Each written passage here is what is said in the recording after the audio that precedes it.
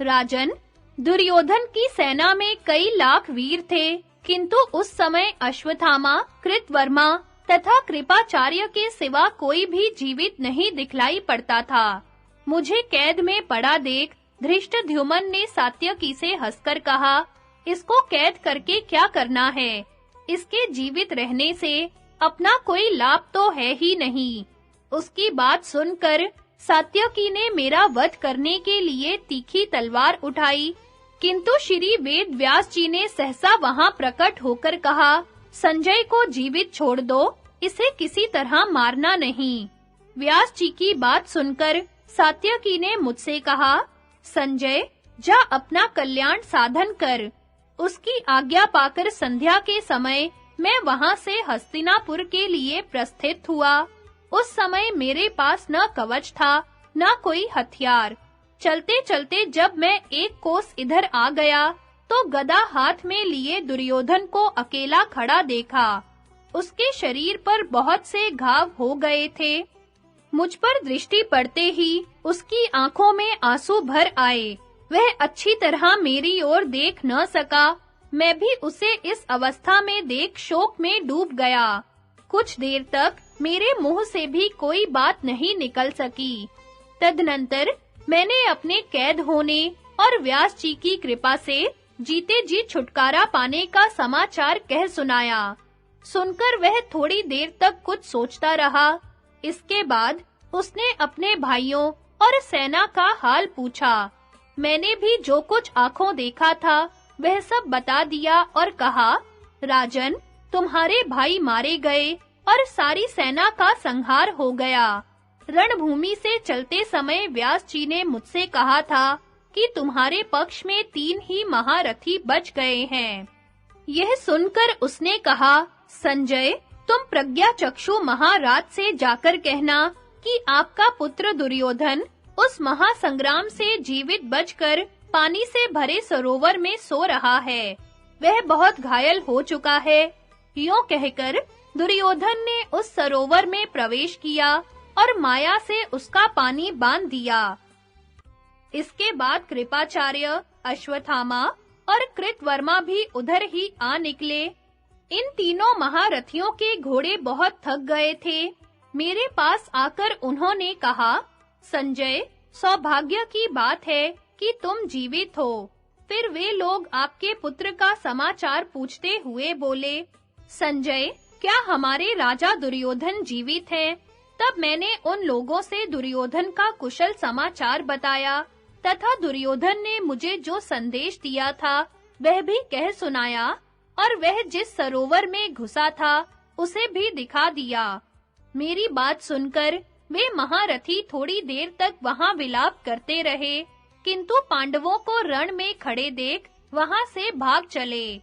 उन्होंने मुझे भी कृपाचार्य के रथ पर बिठा लिया। फिर सब लोग छावनी पर आ गए। सूर्यास्त निकट था। छावनी के पहरेदार घबराए हुए थे। आपके पुत्रों का मरण सुनकर वे सब एक साथ रो पड़े।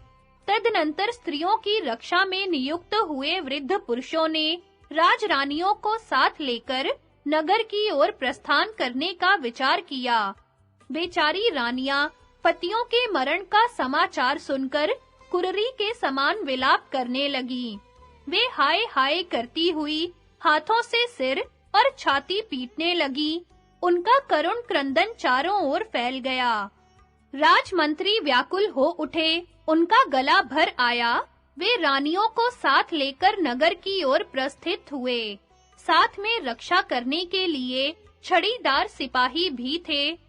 रक्षा करने वाले सिपाही रथ पर बैठकर अपनी-अपनी स्त्रियों को साथ ले नगर की ओर जा रहे थे। राजमहल में रहने पर जिन रानियों को सूर्य भी नहीं देख पाते थे, उन्हें ही नगर को जाते समय साधारण लोग भी देख रहे थे। उस समय ग्वाले और भेड़ चराने वाले तक भीमसेन के डर से नगर की ओर भाग रहे थे। उस भगदड़ के समय युयुत्सु शोक से मूर्छित हो मन ही मन सोचने लगा, भयंकर पराक्रम करने वाले पांडवों ने 11 अक्षौहिणी सेना के स्वामी राजा दुर्योधन को परास्त कर दिया। उसके सब भाइयों को मार डाला और भीष्म एवं द्रोण जैसे कौरव वीर भी मौत के घाट उतर गए। भाग्यवश केवल मैं बच गया हूँ। दुर्योधन के मंत्री रानियों को साथ लेकर नगर की ओर भागे जा रहे हैं।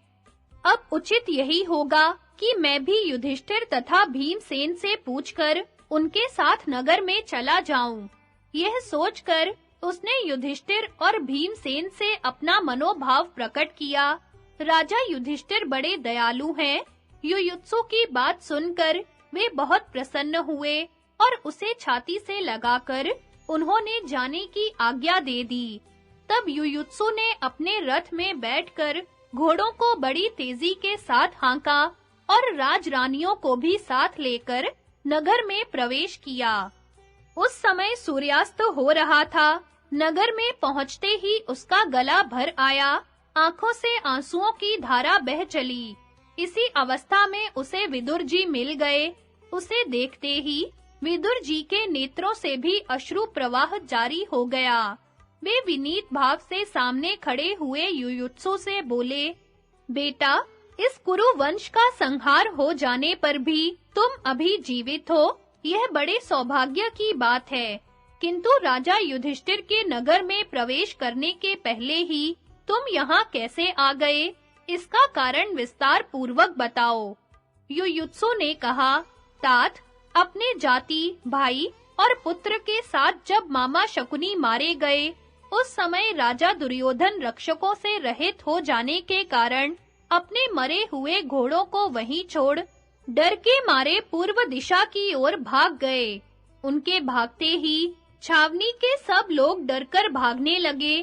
फिर स्त्रियों के रक्षक भी राजा और उनके भाइयों की रानियों को सवारी पर बिठाकर भाग चले। तब मैं भी राजा युधिष्ठिर और भगवान श्री कृष्ण से पूछकर भागते हुए लोगों की रक्षा के लिए हस्तिनापुर तक आ गया। युयुत्सु की बात सुनकर विदुर ने सोचा, इसने वही काम किया है जो ऐसे अवसर पर उचित था। अतः वे बहुत प्रसन्न हुए और उसकी प्रशंसा करते हुए बोले, बेटा, यह ठीक ही हुआ है। दयालु होने के कारण तुमने अपने कुल धर्म की रक्षा की है।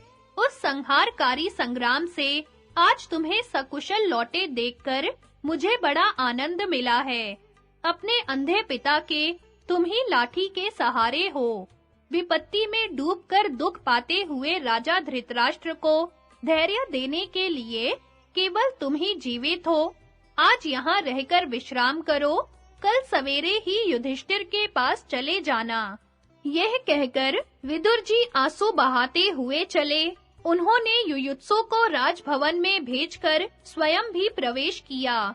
उस समय वहां नगर और प्रांत के लोग इकट्ठे होकर बड़े दुख से हाहाकार कर रहे थे। वह भवन आनंद शून्य और श्रीहीन दिखाई देता था। राजमहल की यह अवस्था देख विदुर जी को बड़ा कष्ट हुआ।